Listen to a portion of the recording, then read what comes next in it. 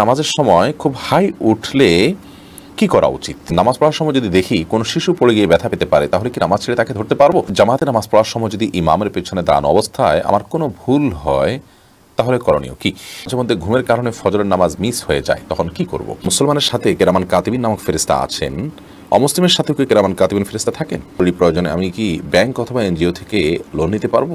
প্রিয় দর্শক, আর বিলম্ব না করে চলুন আপনাদের করা জীবন ঘনিষ্ঠ জিজ্ঞাসা যেগুলো ইতিমধ্যে আমাদের কাছে চলে এসেছে সেগুলোতে আমরা প্রবেশ করি। সাব্বির খান আপনি লিখেছেন, মাঝে মধ্যে ঘুমের কারণে ফজরের নামাজ মিস হয়ে যায়, তখন কি করব? ঘুমের কারণে হঠাৎ কালে ভদ্রে মিস হয়ে যেতে পারে নামাজ, তাহলে সেক্ষেত্রে যখন ঘুম ভাঙবে তখন আপনি নামাজ পড়ে নেবেন, কিন্তু নিয়মিত যদি এরকম হয় তাহলে সেটা দোষণীয়। জয় খান আপনি লিখেছেন, মুসলমানের সাথে কেরামান কাতিবিন নামক ফেরেশতা আছেন, অমুসলিমের সাথেও কি কেরামান কাতিবিন ফেরেশতা থাকেন? দেখুন, আল্লাহ রাব্বুল আলামিন কোরআন হাকিমে বলেছেন যে ওয়াইন্না আলাইকুম লাহাফিজিন কিরামান কাতিবিন ইয়ালামুনা মা তাফআলুন, নিশ্চয়ই তোমাদের সঙ্গে রয়েছেন সংরক্ষণকারী ফেরেশতাগণ, যাদের কাজ হয় তোমাদের সমস্ত কর্মকাণ্ডসমূহকে সংরক্ষণ করা, লিপিবদ্ধ করা। তাদেরকে আল্লাহ রাব্বুল আলামিন নামকরণ করেছেন তারা কিরামান কাতিবিন হিসাবে, সম্মানিত ফেরেশতাগণ হিসাবে।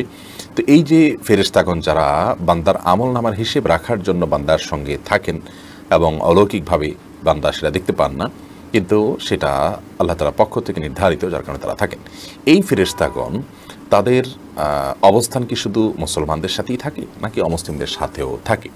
এই প্রশ্নের উত্তরে আমরা যে বিষয়টি বলতে চাই তা হলো, কিরামান কাতিবিন এই ফেরেশতাগণ অমুসলিমদের সাথেও থাকেন বলে অনেক স্কলারগণ মত দিয়েছেন, এবং তার সপক্ষে তারা যে দলিল দিয়েছেন সেটা বেশ শক্তিশালী এবং স্ট্রং। তারা বলেছেন যে কাল্লা বাল তুকাযযিবুনা বিদ্দীন ওয়া বিয়াউমিদ্দীন, তোমরা কিয়ামতের দিনকে অস্বীকার করো। এটা বলার পরে আল্লাহ তাআলা বলেছেন তোমাদের জন্য সংরক্ষণকারী ফেরেশতারা আছেন, কিরামান কাতিবিন আছেন। এখান থেকে বোঝা যায় যারা আল্লাহকে অস্বীকার করে, পরকালকে অস্বীকার করে, অবিশ্বাসী, কাফির, অমুসলিম, তাদের জন্য সংরক্ষণকারী ফেরেশতারা আছেন। এছাড়া অন্য আয়াতে আছে, আমরা জানি আল্লাহ রাব্বুল আলামিন বলেছেন যে যারা কাফির হবেন তাদের আমলনামা বাম হাতে দেওয়া হবে। এই যে আমলনামা দেওয়া হচ্ছে, কিরামান কাতিবিন থাকছেন, তাদের সমস্ত আমল সংরক্ষণ করছেন, সেজন্যই তো আমলনামা দেওয়ার প্রশ্ন আসছে। তো এই সমস্ত আয়াতের আলোকে বোঝা যায় যে কিরামান কাতিবিন এটা মুসলমানের সঙ্গে থাকবে, অমুসলিমের সঙ্গেও থাকবে। অমুসলিম তার যে খারাপ কর্মকাণ্ডসমূহ আছে সেগুলোর জন্য তাকে জবাবদিহি করতে হবে আল্লাহ তাআলার সামনে। আবার এর বিপরীতে আপনার অনেক ওলামায়ে কেরাম বলেছেন যে কিরামান কাতিবিন শুধু মুসলমানদের সঙ্গে থাকবে, অমুসলিমদের সাথে থাকবে না, কারণ অমুসলিমদের বিষয়টা তো একেবারেই খোলা আসা, একেবারে পরিষ্কার। কারণ হলো তারা যেহেতু বিশ্বাসই করছে না, তাদের কর্মকাণ্ডের তো ভালো করলেও কোনো ভ্যালু নেই, আর বন্ধ করলেই বাকি, যেহেতু তার ইমানই নেই। কিন্তু প্রথম মতটি অধিকতর শক্তিশালী দলিলের দিক থেকে। আল্লাহু আ'লাম বিসওয়াব। ওবায়েদ এআইডি থেকে আপনি লিখেছেন, জামাতে নামাজ পড়ার সময় যদি ইমামের পেছনে দাঁড়ানো অবস্থায় আমার কোনো ভুল হয়, তাহলে করণীয় কি?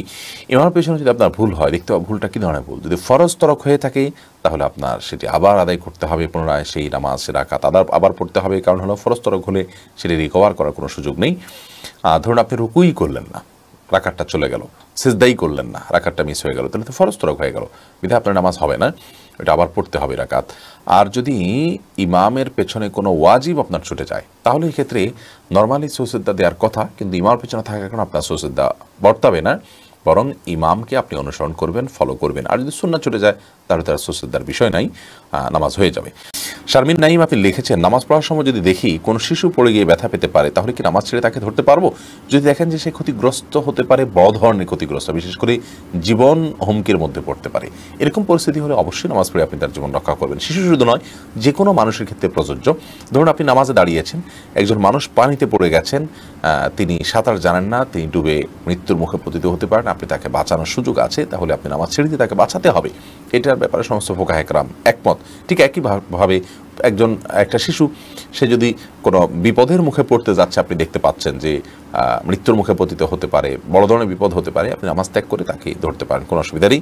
আর যদি হালকা পাতলা ব্যথা পেয়েছে, মনে হয় যে অন্য কেউ হয়তো ধরবে, হয়তো একটু কান্নাকাটি করে ঠিক হয়ে যাবে, তাহলে সেক্ষেত্রে আপনি নামাজ ছেড়ে তাকে ধরা উচিত নয়। আব্দুল্লাহ এআইডি থেকে আপনি লিখেছেন, বর্তমানে কেউ কাউকে টাকা ধার দিতে চায় না, এমনকি নিকটাত্মীয়রাও না। এমত অবস্থায় জরুরি প্রয়োজনে আমি কি ব্যাংক অথবা এনজিও থেকে লোন নিতে পারবো? যদি কেউ ধার না দিতে চায় এবং লোন ওঠানো বৈধ না হয়, এই পরিস্থিতির শুনে মোতাবেক আমার বিকল্প সমাধান কি? দেখুন, লোন আপনি কেন নেবেন? আপনার ব্যবসাকে সম্প্রসারিত করবার জন্য, আপনি বিদেশ গমনের জন্য, কিংবা অন্য কোনো কিছুর জন্য। এটা ছাড়া যে আপনি মরে যাবেন অথবা আপনার জীবন বিপন্ন হয়ে যেতে পারে, ব্যাপারগুলো সেরকম বেশিরভাগ ক্ষেত্রে নয়। অতএব যদি সুদী লোন নিতে আপনি বাধ্য হন, নিরুপায় হন, তাহলে এই নিরুপায় হওয়ার বিষয়টি আপনার জন্য অনুমোদিত হবে, এর কারণে আপনার গুনাহ হবে না।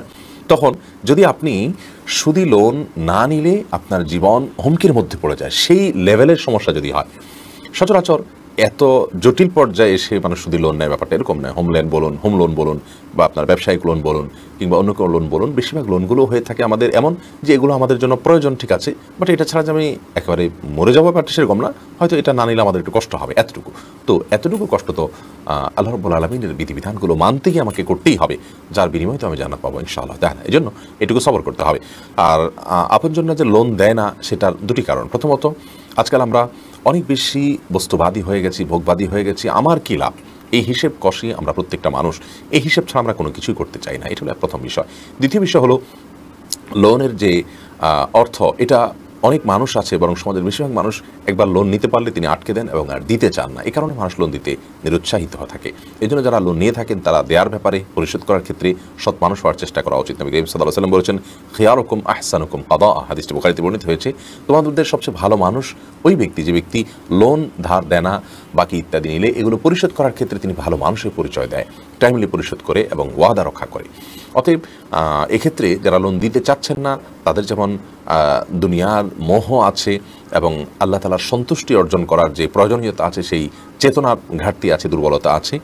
আবার একই সাথে যারা লোন নিচ্ছেন তাদের গড়িমসি করার কারণে এটি হচ্ছে। অতএব বন্ধকি সিস্টেম আমাদের যাওয়া উচিত, যাতে করে গড়িমসি করলে বিকল্প পন্থায় সেই লোনের অর্থ পরিশোধ করে নিতে পারেন যিনি লোন দিয়েছেন তিনি।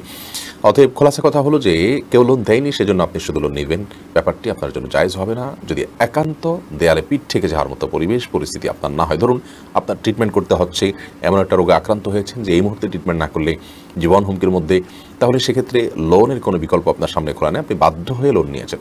এটা আপনার জন্য জায়েজ হতে পারে পরিস্থিতি যদি সেই পর্যায়ের হয়। তাহলে নওশিন আক্তার আপনি লিখেছেন, নামাজের সময় খুব হাই উঠলে কি করা উচিত? নামাজের সময় যদি অনেক বেশি হাই ওঠে তাহলে আপনি যে কোনো সময় নামাজের বাইরে হাই উঠলে হাইটাকে বাধা দেওয়ার চেষ্টা করা উচিত। কারণ হাই তোলার মাধ্যমে আপনার শয়তান মানুষের ভেতরে প্রবেশ করার বিশেষভাবে সুযোগ লাভ করে থাকে এবং দুষ্টু জিনে আক্রান্ত মানুষগুলোকে দেখবেন যে খুব বেশি হাই তুলতে থাকে। আমি এরকম অনেক মানুষকে দেখেছি যারা দুষ্টু জিনের প্রভাবে প্রভাবিত, তাদের উপর দুষ্টু জিনের প্রভাব বেশি হওয়ার কারণে তারা এত বেশি হাই তোলেন যেটা স্বাভাবিক কোনো মানুষ হাই তোলে যে সেরকম কোনো বিষয় না। এই জন্য হাই তোলার এই সময়টাতে এই শয়তান মানুষের ভিতরে প্রবেশ করে, দুষ্টজিন প্রবেশ করে, সেজন্য এটাকে হাত দিয়ে বাধা দেওয়া উচিত। মুখের কাছে হাত বা কোনো কিছু নিয়ে গেলেই কিন্তু হাইটা বন্ধ হয়ে যায়। নামাজের মধ্যে সেই কাজটা আমরা করতে পারি, তবে নামাজের মধ্যে হাই তোলার পর এমনি বিশেষভাবে নামাজের মধ্যে হোক নামাজের বাইরে হোক কোনো অবস্থাতেই বিশেষ কোনো দোয়া নেই। লা হাওলা ওয়ালা কুওয়াতা ইল্লা বিল্লাহ আমরা অনেকে পড়ি, এটা পড়তে হবে হাই তোলার পর, এরকম কোনো বাধ্যবাধকতা নেই, বরং আপনি হাত দিয়ে সেটাকে বাধা দেওয়ার চেষ্টা করবেন।